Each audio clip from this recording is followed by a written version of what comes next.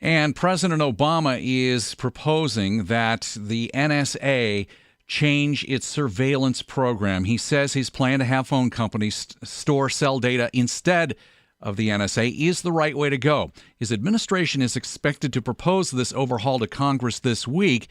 In it, no longer would the NSA be allowed to hold on to phone records for 5 years. Instead, phone companies would have that data for about 18 months, and there are changes on how it would be obtained. Michael Greenberger is director of the Center for Health and Homeland Security at the University of Maryland and joins us live to talk about it. Great to have you back. Nice to be here. So let's talk about this for a moment. Clearly, the public has been very upset about some of this NSA data. Is the president changing this? Will it be safer for people who are concerned about their data? It's definitely a step in the right direction. NSA had been claiming that it had statutory authority to collect 100% of Americans' phone records. Now, they wouldn't have the content, but they know who you're calling and how long you're calling. And obviously the argument is who you call, your doctor, your religious affiliation, what have you, tells a lot about you. It was very troubling to the American people, and quite frankly, every independent analyst who looked at it thought it ran afoul of the Fourth Amendment search and seizure requirements. This is a step in the right direction. The phone companies already have to keep these records for 18 months under other statutes. And to get into the records, the NSA would have to go to the court and ask permission to look for specific information. Right now, the NSA goes to get authority to collect all the records and makes its own decision about how to go in and look at private matters.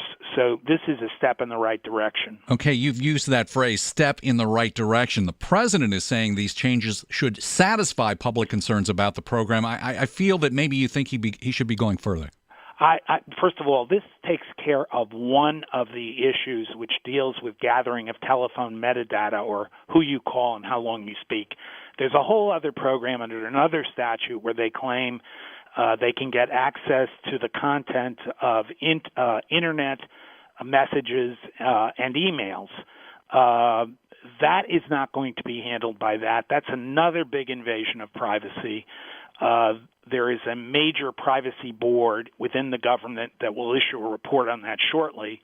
The other thing I'm worried about is the president is also asking that what's being done now be legislatively authorized. There's a very strong argument that it's not legislatively authorized, and my fear is that we'll authorize what's going on, but he will not get the legislation for the reform. So we've got to keep an eye on this.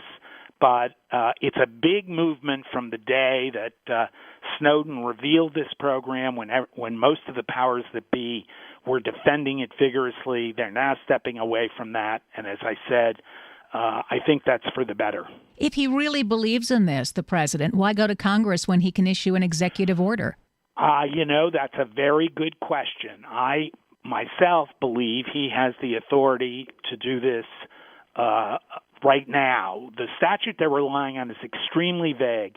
It, so far as I'm concerned, does not require that 100% of metadata be collected. I think the president on his own could implement the program that he's proposing. There may be debate over that, but I feel strongly that that's the case. And that's what worries me, that Congress will authorize a program that is not now authorized and never get around to make the reforms. So, in short, we've just got to watch this very carefully. I think the public concern about this is having an impact on policymakers, and hopefully in the long run, we'll head in the right direction. Michael, good to get your thoughts. Thanks so much. You're welcome. Michael Greenberger, director of the Center for Health and Homeland Security at the University